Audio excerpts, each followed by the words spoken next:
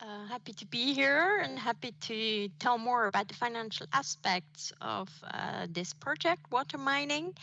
I would like to also introduce my colleagues, which help me with the project management of the financial aspects, which is Remco, Diana, and Bob. And you can all reach us on the email address watermining@tudelft.nl. First, let me start with the reporting calendar. So by now, I think you should know that we have three official reporting to the European Commission. One after month 18, one after month 36, and one after month 48.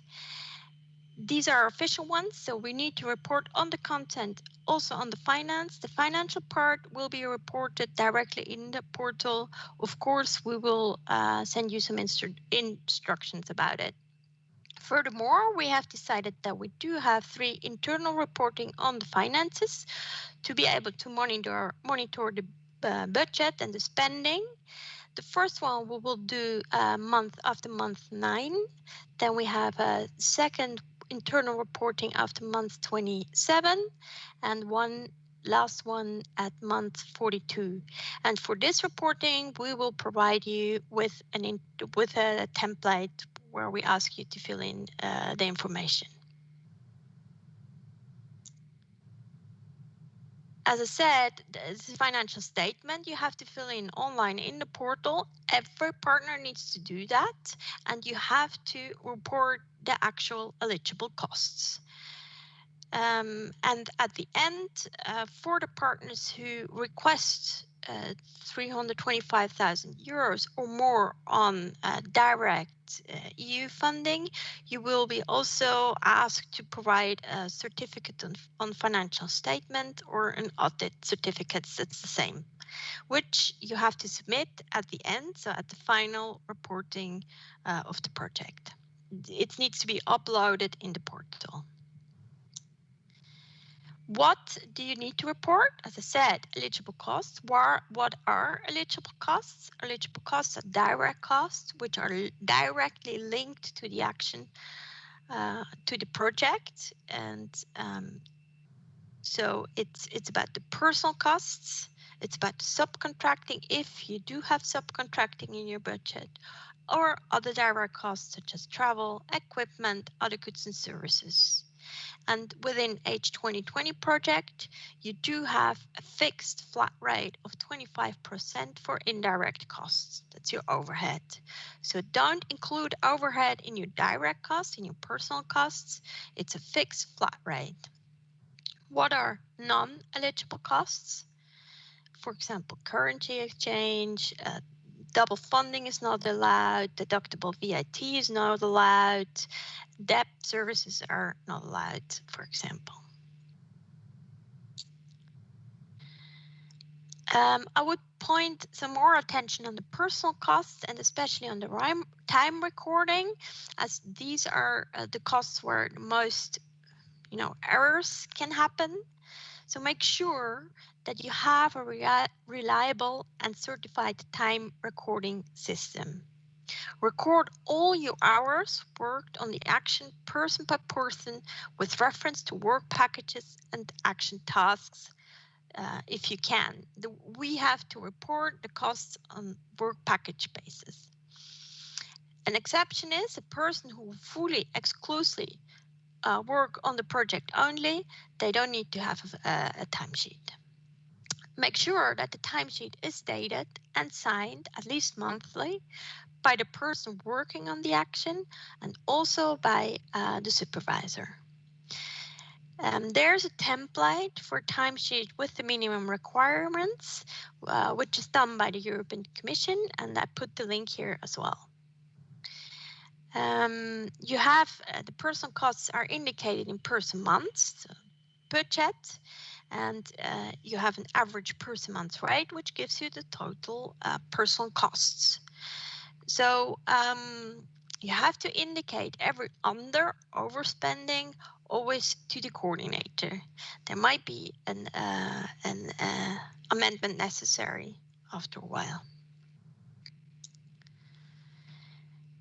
The budget, that's really an estimation, which is done at the proposal stage. But as we all know, a budget, a proposal can change during the lifetime. So it's really an estimation and things can change.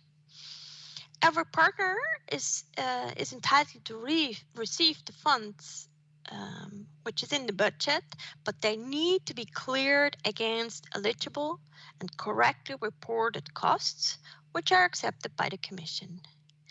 And the budget is really a maximum grant. So the budget of the whole project can never be higher than it is now.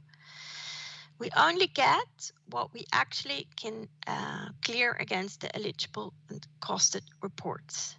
In case there is an overspending of partners, this can only be readjusted at the end of the project and only if there are underspending partners.